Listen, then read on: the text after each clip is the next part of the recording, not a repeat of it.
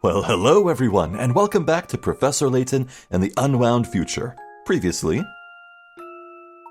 Luke and Layton encounter Dr. Schrader at Green Hospital. The doctor reveals that he has been holding on to Layton's car in his absence. In the car, the pair finds another letter from the future Luke telling them where to meet him. Luke and Layton head out for the Gilded Seven Casino on Flatstone Street. Well, spoilers, we saw the inside of it. Oh well. But more importantly than anything else, we actually got a flashback scene right at the end of the previous video. We saw Layton in his youth before he even had his top hat. And he had a sweetheart. We don't know the name of this mystery woman yet, but she was clearly quite important to Layton. So, we'll keep that in mind as we progress. Anyway, what's this fella doing? Lord, and just where do you two think you're going? We're on our way to meet someone at the Gilded Seven Casino. I see. Going to the casino to meet up with someone. Yes, that's not suspicious at all. Professor? I think this guy's trying to intimidate us. Quit with all the whispering, boy. I'm right here, you know. Oops. Sorry? Excellent. Since you've owned up to your rudeness, all is forgiven. That's a good boy. With all due respect, sir, would you please just let us pass? The hour grows late. But of course, my good man. That is, I will as soon as you solve your way through this puzzle of mine. What an asshole! Upon reflection. Uh-oh. All three shapes here were created by rotating and shifting the same capital letter in front of a mirror. So what letter is it?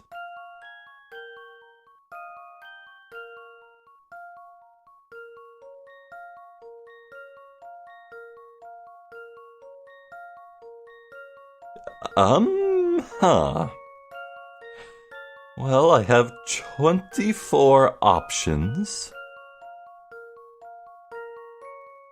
It's definitely something with kind of an angle. Is it 5?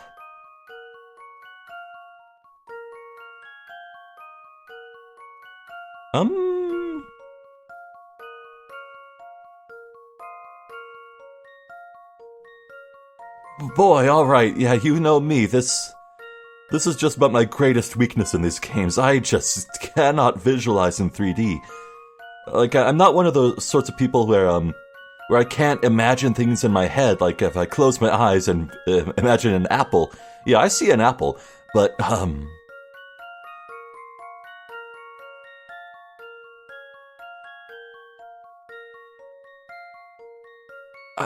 rotate and shift. It's one thing if it was just rotating, but what do you mean shifting?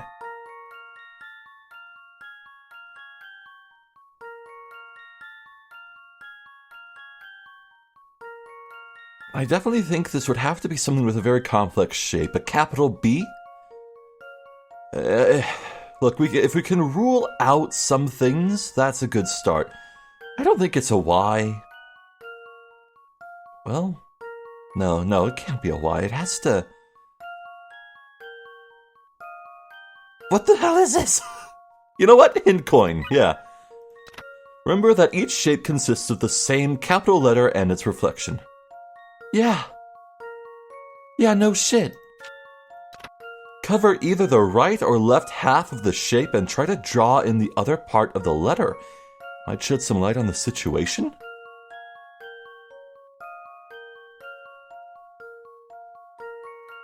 What?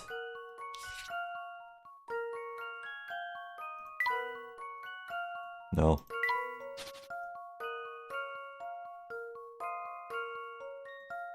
Draw in the other half?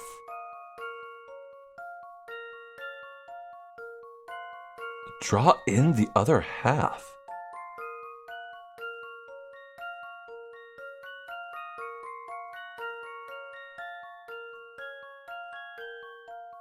That could be an H.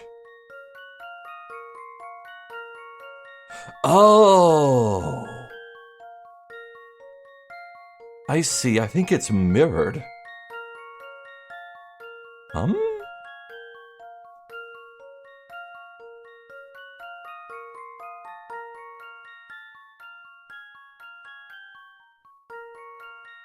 I don't think I don't feel like I'm any closer. Another hint coin. The letter seems to consist of one curving line and one straight one. One curving line and a straight one. It's not S or T. R? Is it R? Well, no. R has two straight lines. One curving line, one straight one. It's not A or C or B. It's two curving lines. D? Could it be D? D would fit. Alright, well, keep an eye on D. Definitely not E or F. G. It could be G.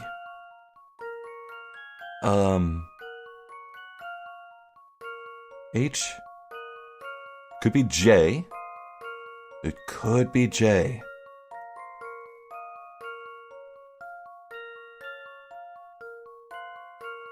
Not K or L. Not M, N, O, or P. Oh, it could be P.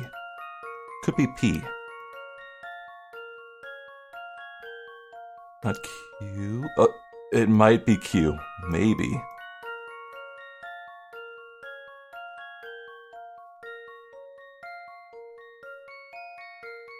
Yeah, that's my options. It's either D, G, J, P, or Q.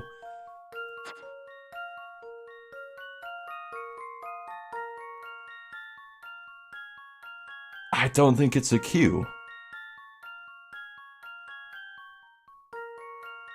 I don't think Q could ever result in that. J, perhaps? Oh. I...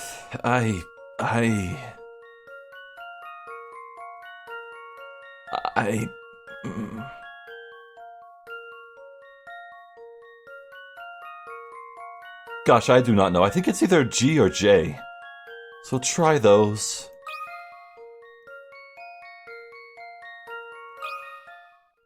I've got a good feeling about this one. No. Well, if Try looking at the images from different directions. The hell you mean different directions? Wait, could they be upside down?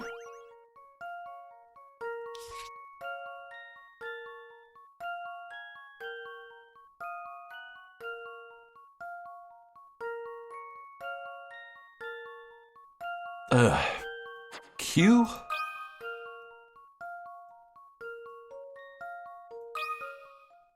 That should do the trick.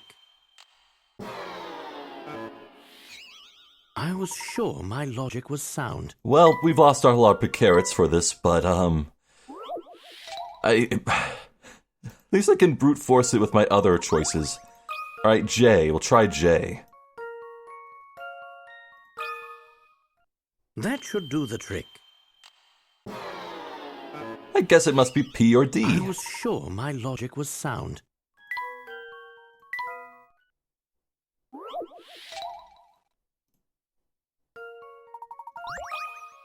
P.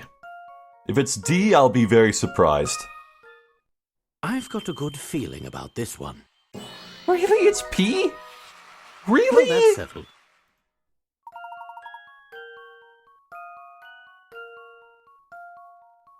What?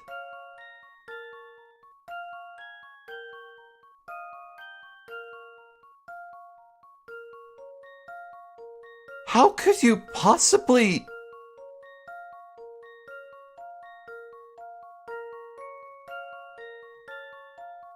How? What?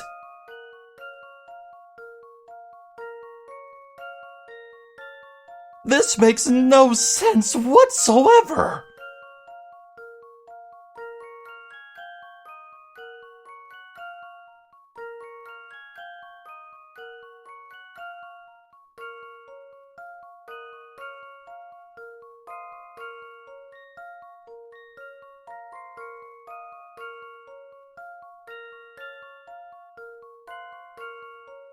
I... This makes no sense. I don't get this. This is nonsense to me. What the hell? Well, moving on, I guess. Great. Well done. You've proven yourself to me, so I will provide you with a valuable yet cryptic warning. Danger lurks about that hat of yours. You'd best watch yourself around here. Why is everyone so fixated on my hat? Do you know someone else with a hat like mine? If I told you, it would kill all the suspense, wouldn't it? I'll leave that little mystery for you. Got a Coco sticker for picture book 2. Oh. Well, remember the last time we investigated a sewer? Yeah. If we're getting stickers for book 2, maybe it's about time we solve that picture book. But if I did that, we'd delay ourselves quite a bit from meeting future Luke, so it's not going anywhere. This bush is growing out of the gaps in the paving stones. Resilient little thing. The Gilded 7 Casino is down the street. I feel like I'm missing one hint coin. It's not going anywhere either.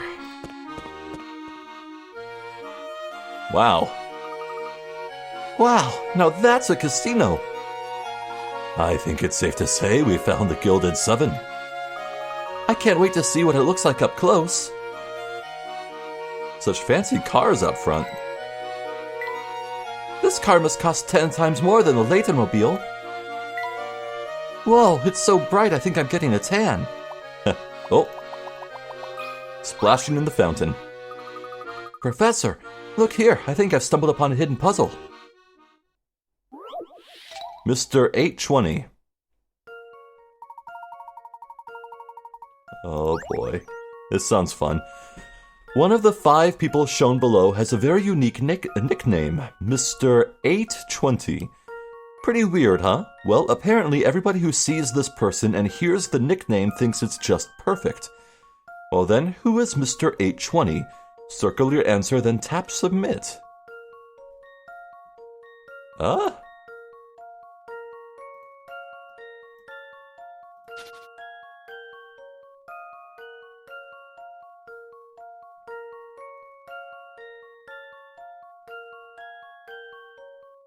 Well, I see here, this person has kind of an 8 right here. There's an 8, poorly drawn, yes. A 2 and a 0 right there. You know, this person has a 2, 8, 0. That's 280. This person is 2, 5. This person, I don't think has any numbers on her.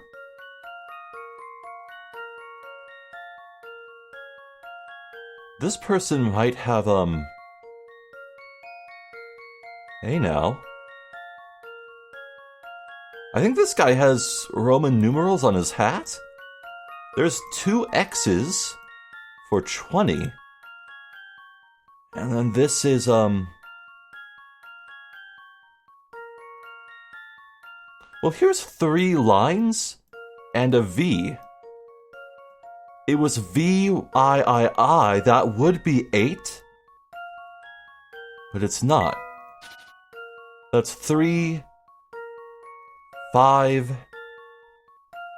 20.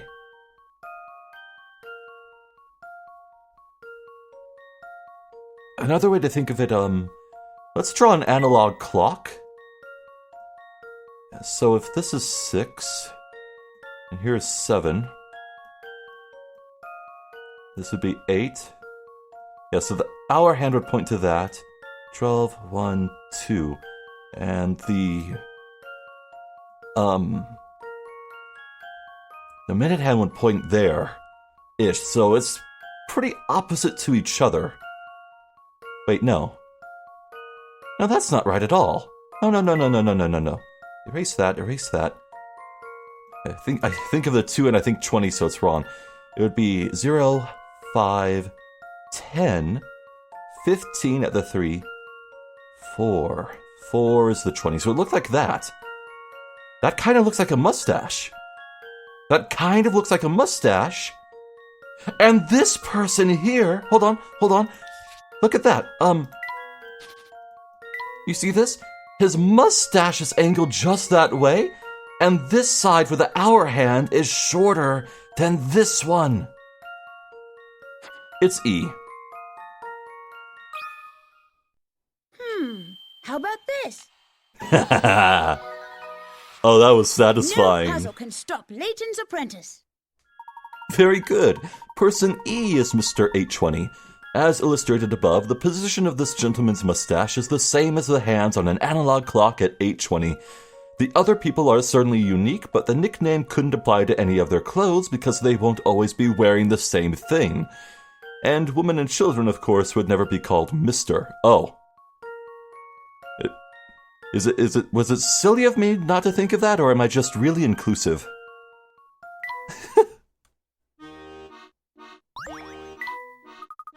That puzzle was a piece of cake. I love how much thought went into that. Very detailed. So it's like, you have to kind of think of this as an abstraction. The characters are like finding them and picking them up, right? The hint coins. So what does it mean when you get a hint coin by clicking on the top of a skyscraper? Ah, now I see where this establishment gets its name from.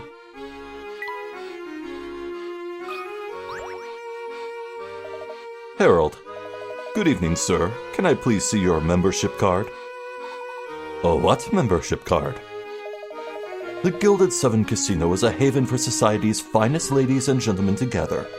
We check membership cards upon entrance to ensure that less savory types are kept out. This is certainly the first I've heard of that policy. I don't suppose you'd be willing to make an exception for us. Your hat shows you to be a man of impeccable character. Now we just need to test your intellect. If you can solve this puzzle, I'll let you in without a card this once. This fellow seems awfully focused on your hat as well. Naturally. Is there any greater proof of one's gentlemanly nature than a fine top hat? A game of cards. It's probably text only. This is a photograph of two gentlemen playing a game of cards. Everybody who sees this photograph points to the same thing and says something like, "Someone has no idea what he's doing." Circle the part of the photograph these people are referring to?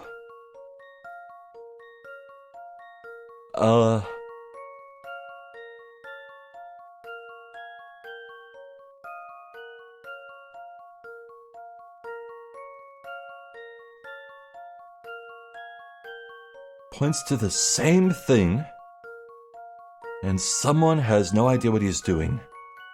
Could it be a critique of the art itself? Is there like a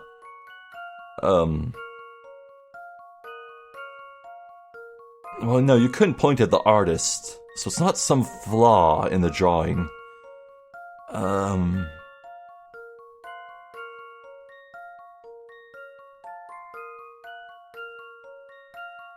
Let's break this bit by bit. Person in the back has a surprised look and is looking off to the side, away from the game entirely.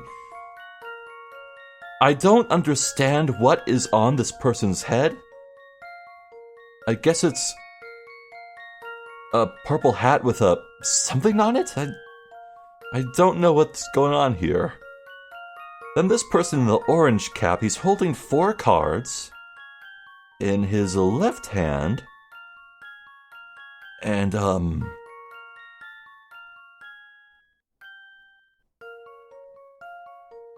seems very concerned. The cards are splayed out. I don't see anything wrong here. Then this purple-haired opponent has a single ace of spades, and he's pointing at it. His face is obscuring the rest of his hand. He could be holding more cards. On the table are cards already played. There are candy wrappers and chocolates everywhere. There's a person with a mohawk who's kind of reaching for the chocolate. There's a person down here who's got their hands on the table as well, and they're near a drink. I don't see anything out of the ordinary here. Unless it's a person... Well... It's like that person? What? Huh. What could this be? The game's letting me circle it. Why is the game letting me circle that? Circle that?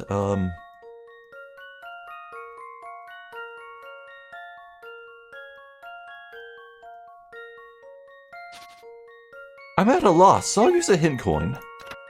Imagine yourself sitting at the table. Notice anything unusual.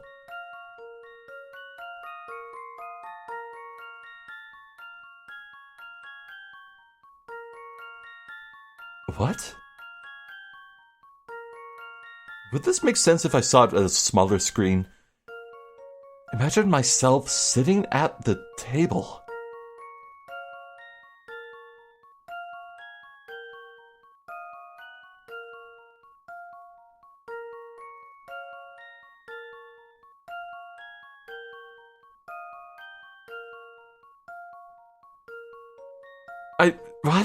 What? I'm gonna feel so stupid. Look closely at the two gentlemen playing cards. If people think that one has no idea what he's doing, he's probably doing something strange? So it is one of these two.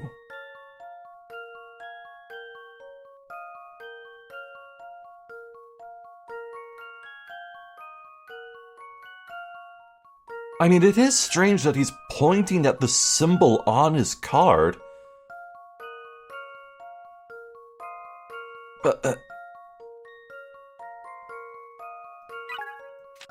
Look closely at the two gentlemen playing cards. If people think that one has no idea what he's doing, he's probably doing something strange. He's holding a full hand of cards. This one's holding just one card, and he's pointing at it. Is it this man? That should do the trick. Yeah, all right. What? I must have overlooked something. I guess it's the other guy. I won't lose all my picarets, but I don't get this. Let's see if I've got this right. Just as I suspected. Correct.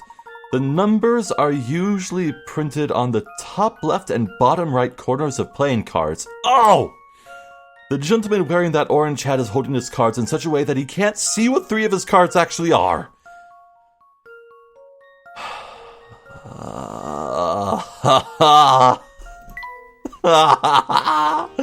Yeah, I feel stupid. Expertly solved, sir. Was it? Was it really? You've certainly earned the right to enjoy our exclusive facilities. Welcome to the Gilded Seven. Oh, brother. Just look at these fountains and the floors. This place must be have cost a fortune to build. I know you're excited, Luke, but do try to keep your voice down. Sorry, Professor. This place is just so impressive. I understand the feeling. It's also quite large. Finding your future self in here may prove a challenge.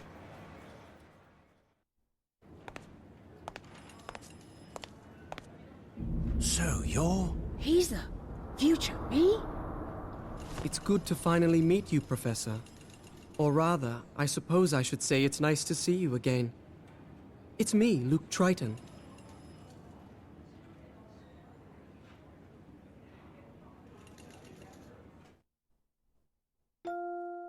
Hello, Luke.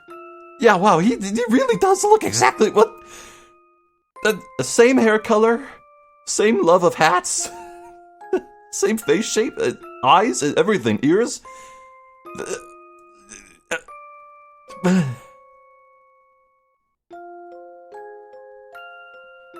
Now, when the camera was panning up to his face, there's kind of a spooky musical sting there. I can't tell if that's foreshadowing that he's actually evil, or if it's just to accentuate how strange this is. What? Hi, Professor. Oh, you're talking to him. This is going to take some getting used to. I can't believe how small I used to be. I'm not that small. So tell me, why exactly did you go through such pains to bring us here? I'll be happy to tell you in just a moment. But before that, I'd just like to verify that I'm dealing with the real Professor Layton here. Who else would I be? Allow me to explain. In my London, it's rare to find someone who doesn't know the name Hershel Layton. Uh-huh. In fact, many imposters have come forth recently claiming to be him. Are you saying you think the Professor is a fraud? Professor, if you think back on our adventures together, you may recall a man named Don Paolo. Yeah? As you know, he was a master of disguise. How do I know the man before me now isn't Don Paolo in another of his costumes? My God. He's so savvy. Now that's just rubbish, and you know it. Is it now? He's tricked us before. Who's to say he couldn't do it again? Very well, I'll play along. How do you propose I prove my identity? It's quite simple, really.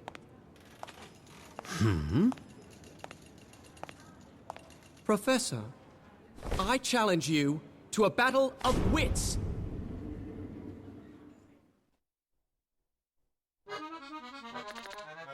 Ooh. Fun things are happening. What exactly do you have in mind? As a cautious man, I'm sure you have questions about my identity as well. So that we may each prove our identities, I propose we demonstrate our respective intellects. I've prepared a puzzle that can only be solved by someone as insightful as the professor. Should you find the solution, I'll give you a chance to present me with a similar challenge. If I am who I say I am, I should have no trouble solving whatever you throw my way, should I? Let's get started. Before us are 4 cards arranged according to the set of conditions. Here they are.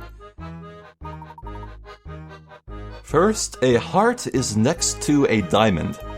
Second, a club is not next to a spade. Finally, a heart is directly to the right of a club. Using just these 3 conditions, I challenge you to find the spade amongst these 4 cards. Haha. Alright, let's give this a shot. 4 cards in a line. A heart is next to a diamond.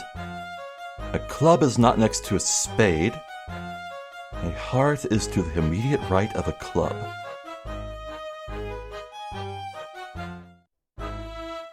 Let's try, spade. On the leftmost one.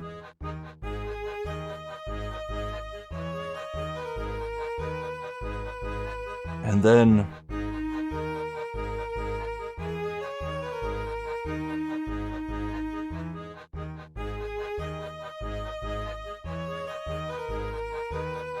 No, that wouldn't work.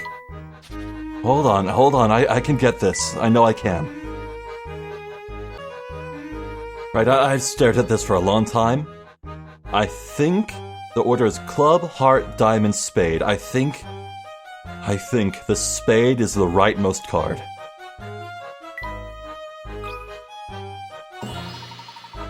Yes, placing the spade there results in the correct answer. Impressive, Professor.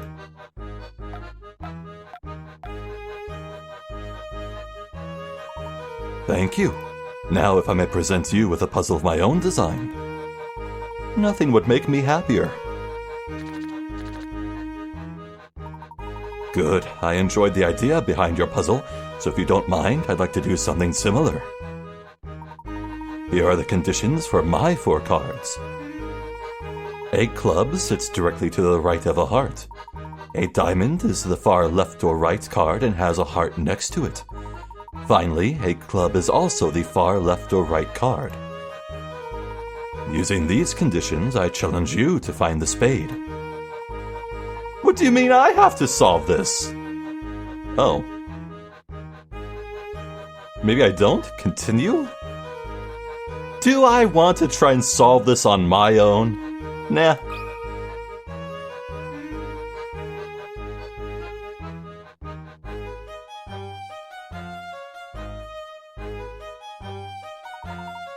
You almost had me there, Professor. But as you know, this puzzle is flawed. It's unsolvable. Is that so? Yes, I tried several solutions, but none worked given the conditions you've set forth. Oh, really? Tell me, did I ever state that the 4 cards on the table contained 1 card from each suit? So are you saying that there is no spade?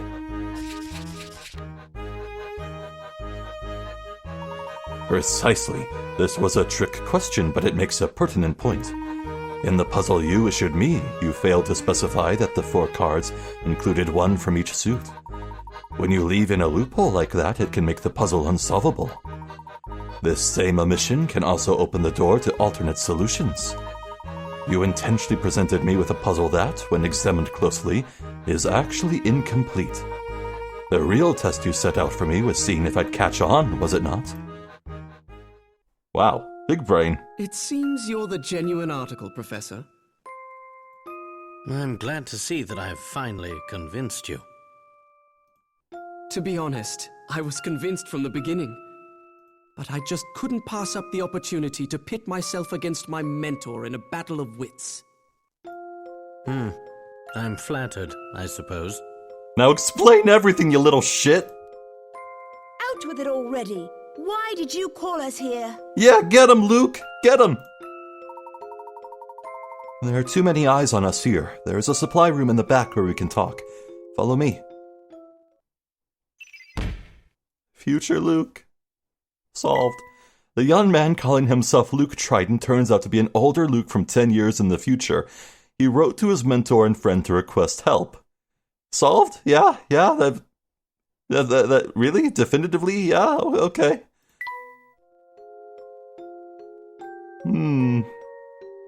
I feel like I'm about to be murdered in this room. Without all the lights and music, it looks rather sad. Yeah. No, it's no good. These lockers are locked tight.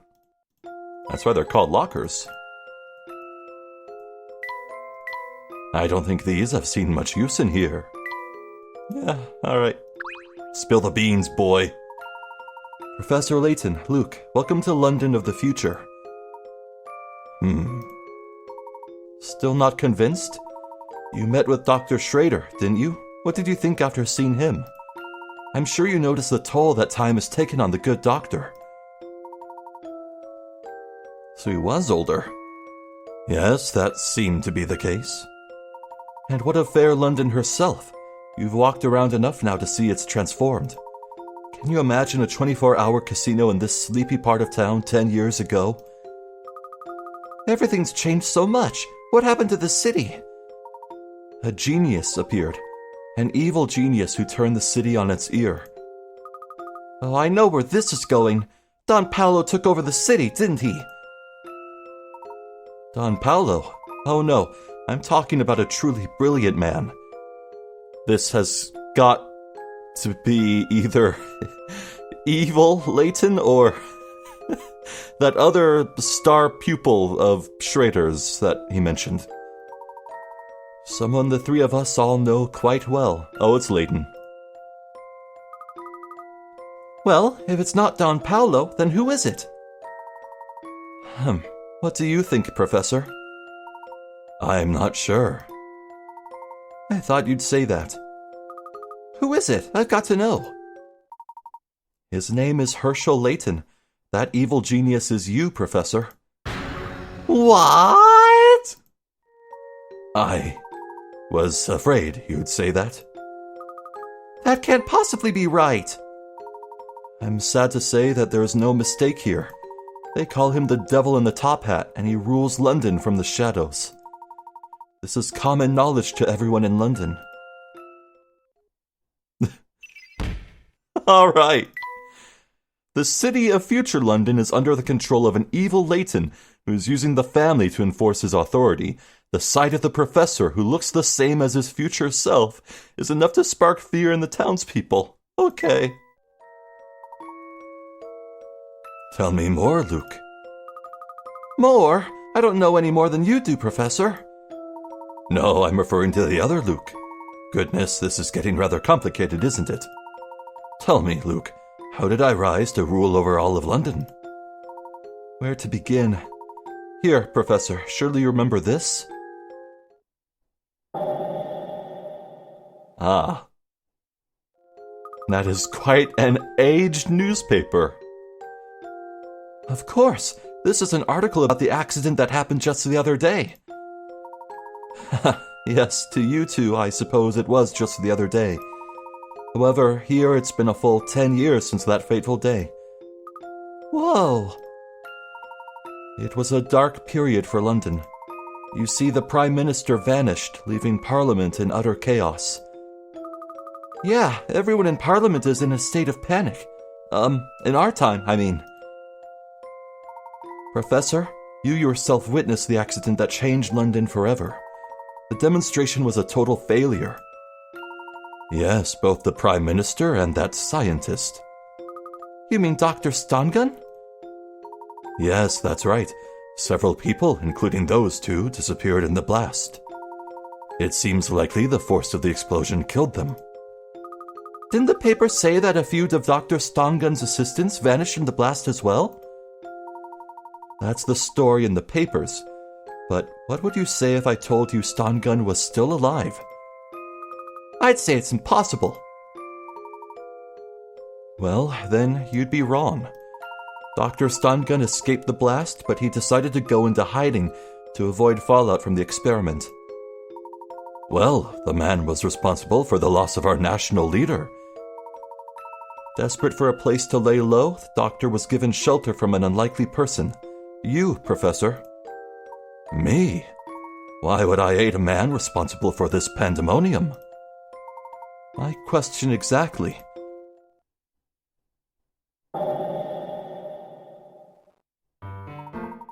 In the months that followed the explosion, you slowly grew distant from me. Before long, you began fraternizing with key figures of the criminal underworld. The Professor? Never! Don't be so sure. Time has a way of changing people, Luke. It was clear that something about Stongun's research captivated you, Professor. Oh my god, I get it. I see a believable reason. Time machine? What better use of using a time machine than to go back in time and save someone dear from you from a horrible fate? It all comes back to that woman, doesn't it? Why am I starting to believe that time travel actually happened?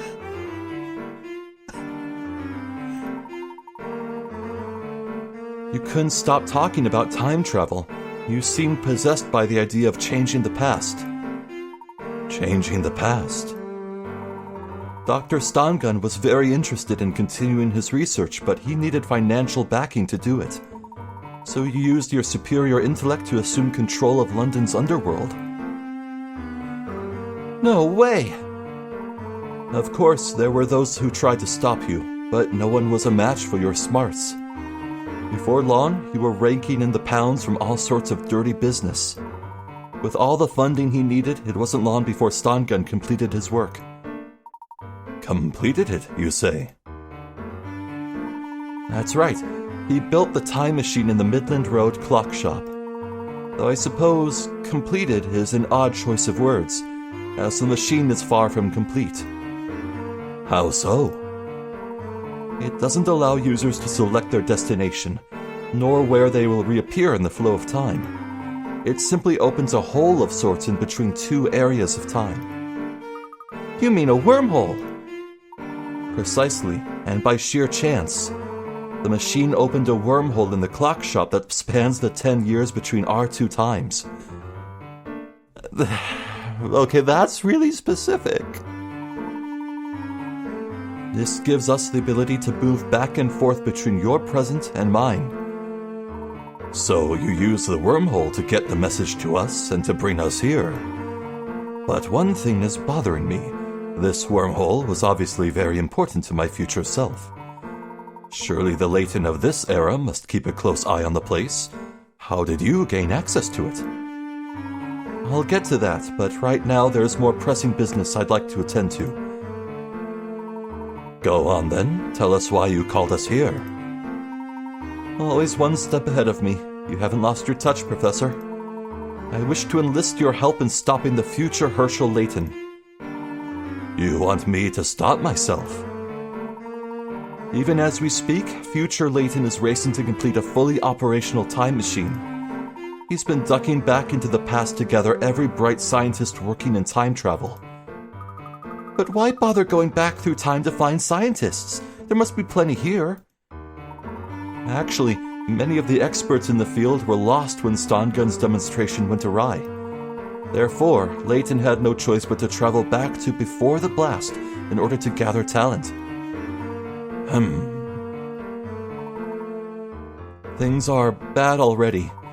But if Layton manages to build a working time machine, there is no telling what could happen.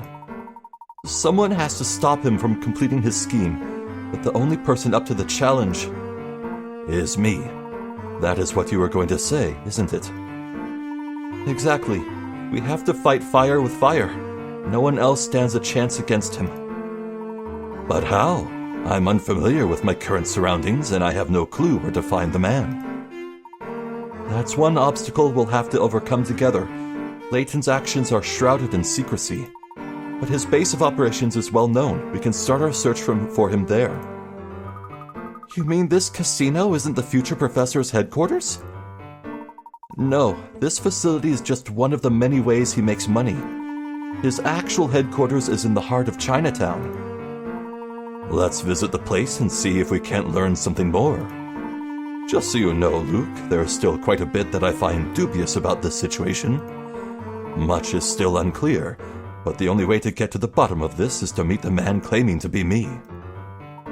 Somehow I figured my brief explanation wouldn't be enough to convince you, Professor. Don't forget me, I'm coming too. Of course you are.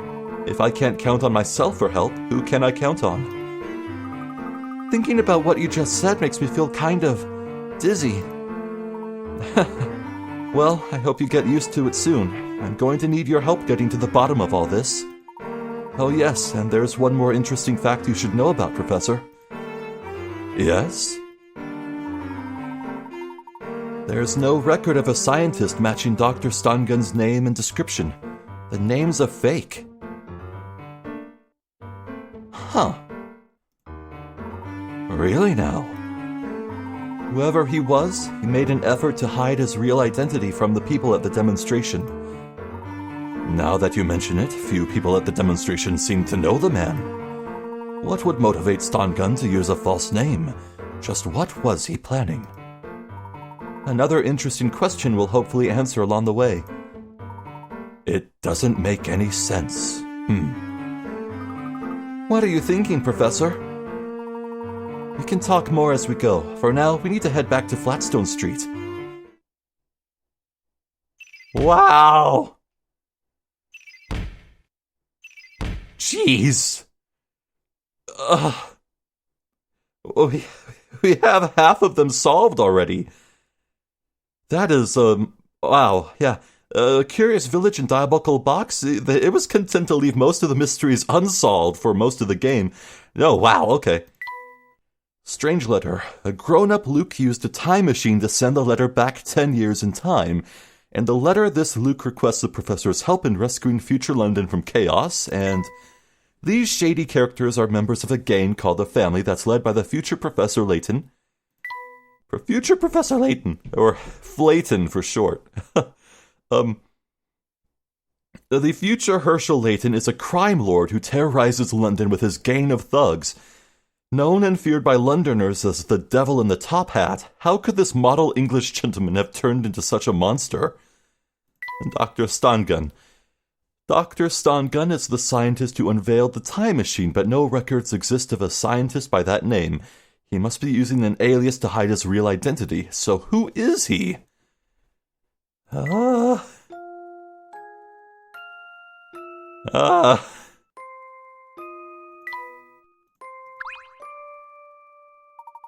Come along, you two. We need to make our way back to Flatstone Street. Yeah, alright,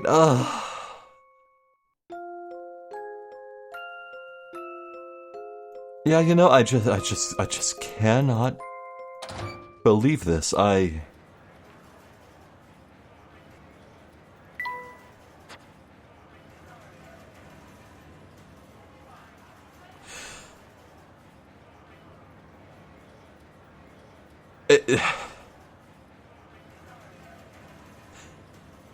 know Layton is still not quite believing, but I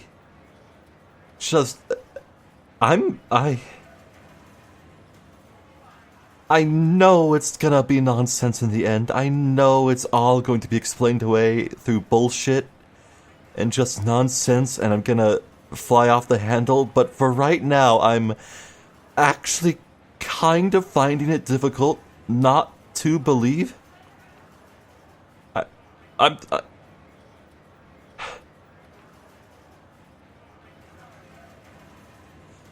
Look, there's a layer of frustration here because so much could be different if Layton actually asked these characters, Schrader and Fluke, actual important questions.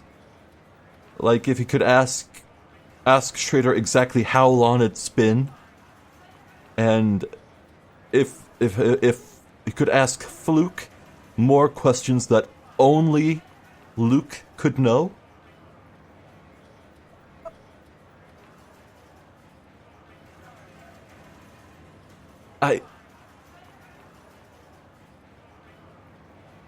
But Fluke looks so much like Luke. What's going on?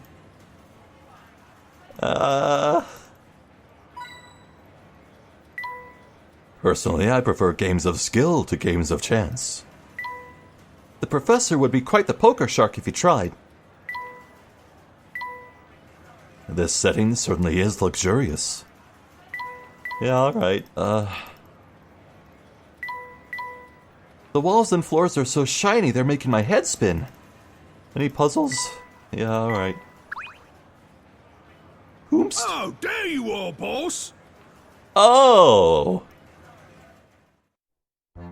Oh. Oi! What are you doing wearing the boss's getup? This your idea of a joke? Immaculate. No, not at all. Come to think of it, I don't think I've seen any of you round here before. Yes, well, we don't often get a chance to visit this fine establishment of yours. Dunno about that, but I'm gonna need you to come with me for some questioning. This way, you three. Professor, run away while you can! Wow. Imagine being slapped so hard, you get thrown off your feet. Ow. Oh no! Quickly, you two, this way. You too? Don't let him escape! You hear? Don't let him escape! Who's that short stuff wearing a top hat?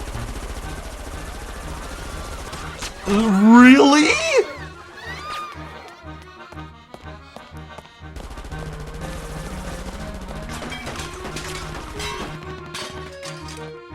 What is this absurdity? We're surrounded, Professor! Calm yourself, Luke. I have a plan. Wait! Where are you going?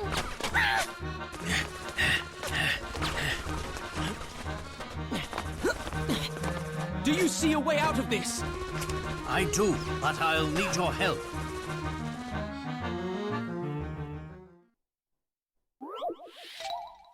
A puzzle, yeah, sure, being actively shot at. Time to solve a puzzle. Oh, is that new music for this puzzle? That's neat. I'm sorry. So, the head honcho of this casino didn't like a dude. So, obviously, let's get every hired goon in the place to open fire with Tommy guns into the crowds of patrons.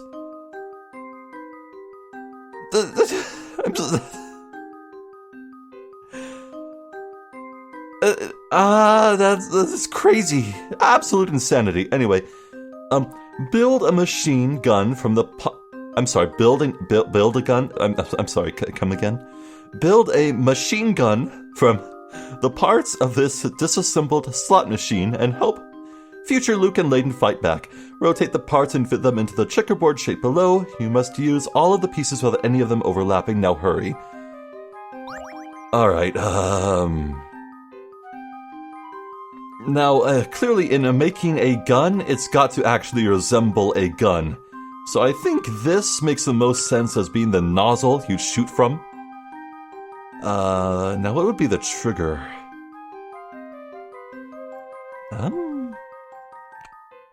Well, here, if I flip this around, you could pile in the bullets like so. Probably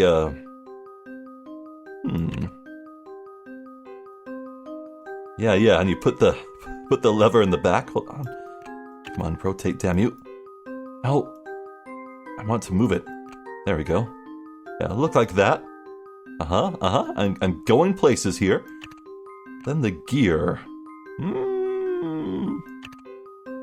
Not quite. Hey, this is coming together. Gotta make it look like a gun, you know? And then... Oh, it's beautiful. Let's see if I've got this right. Few things satisfy like a puzzle solved. Jackpot! Let the counter-strike begin. I'd just like to point out this image of a very smiley Layton thinking of a weapon of violence, and both Luke's being distraught. Yeah, okay.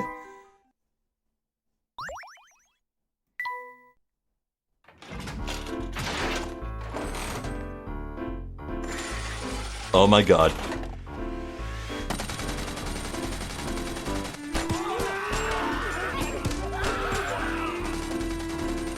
Those people aren't real.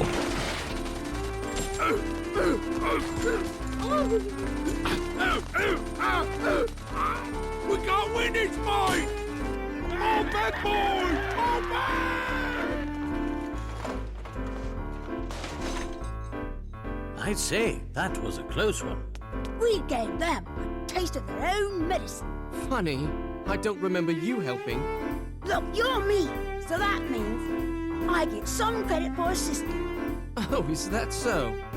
That's very interesting logic.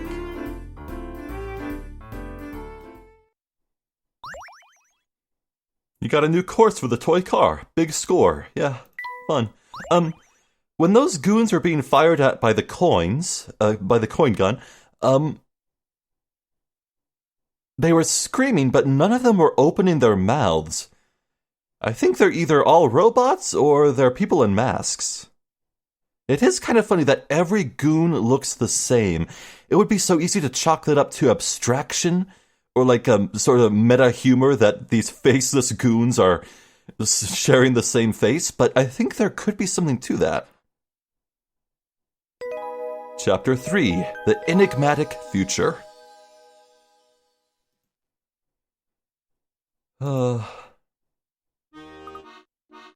So, Mr. Triton, where are we headed?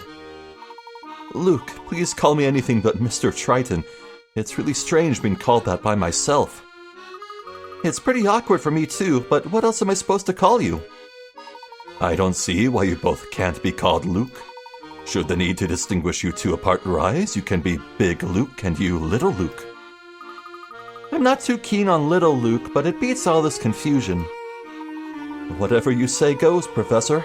It's a pleasure to make your acquaintance again, Little Luke. Oh no, the pleasure is all mine, Big Luke. Now, where were we? Oh yes, there's something that I need to check up on. Professor, on your way to the casino, Did you pass a restaurant in the shopping arcade? Yes. The one near the southern exit to the arcade. That's the one. We'll head there first. A friend of mine is waiting for us there. All right. It looks like the casino shut down. The fountain, too. Huh. Of course. Pull the lever. What sorts of fools would destroy their own casino like that? We can't go back that way now. The family is still on the hunt for us. Right, before we say farewell and wrap things up, let's use that toy car. I don't think we have time for the picture book, but the toy car I'm willing to solve. Big score.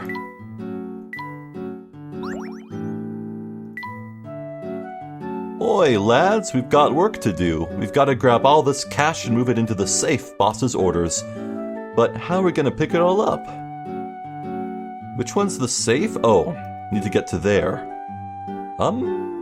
So I could go down and around? Or up and around?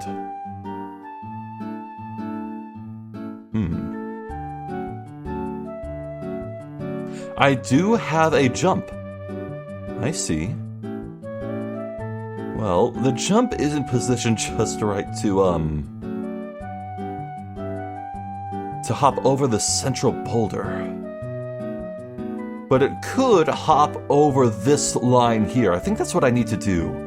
So I'll start with that.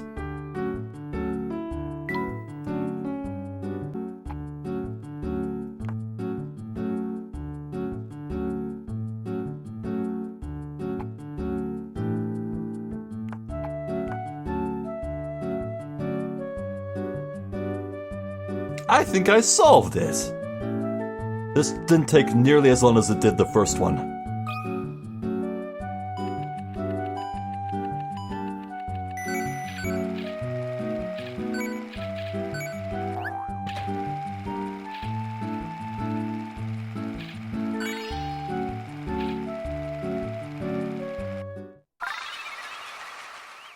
Yeah. That was very fun. Neat. I wonder if I recognize any of the other silhouettes. Well, I mean, the last one's definitely Layton, but I don't know about the others. This one could be the short dude we saw in the family just now. Yeah, no rush on the picture book. We don't have time.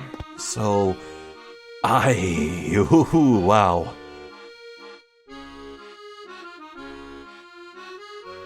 I've been given a lot to unravel, and I'm so happy this is a new feeling. A new feeling for the Layton games. Well, honestly, the Phoenix Wright crossover definitely had a few moments where my head was spinning because of revelations and plot stuff, but no, this is a titanic, monumental leap forward in storytelling for this franchise. Curious Village and Diabolical Box weren't interested in telling the most intricate of stories, and that's completely fine. I really dug the simple fairy tale stuff in those. But this is a story. There is a narrative here. There is deception abounding. This setup is so absurd, and the best thing about this, I can see it. We are careening headlong into a thorough examination of who Hershel Layton is as a person.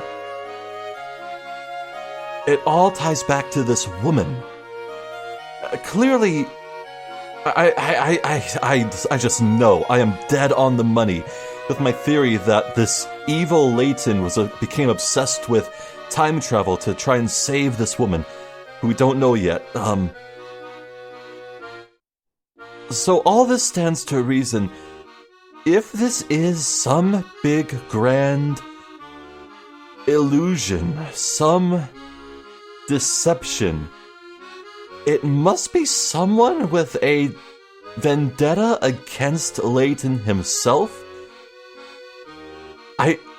I don't think Don Paolo would be capable of all of this.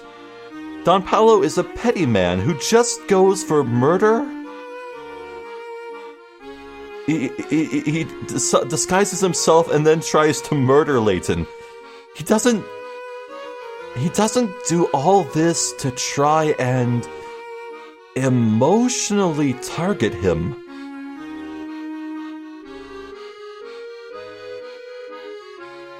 I can think of no other reason. If it is true that all of this is some big grand fabrication to target Layton, there must have been a reason why they set it up so that look-alike woman would walk by him on the street. Right?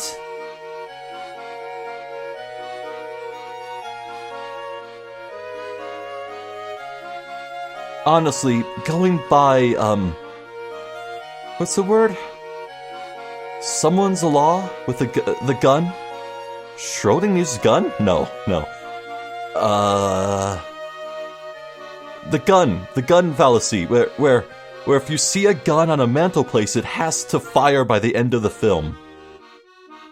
Murphy's Law? No, that's if something can go wrong, it will go wrong. Schrodinger's gun? No. S's gun? What is it? What? You know what I'm talking about. Look, the gun law for storytelling. I bet if there is some grand mastermind, it would be that other pupil of the other star pupil of Andrew Schrader's. But if Schrader was just an actor in on this deception, why would he bring that up and kind of shine a light on him? Unless Schrader was just messed with, and that medication was actually to mess with his mind and make him susceptible to illusions and suggestions and look, I am so invested in this. I am becoming a wreck.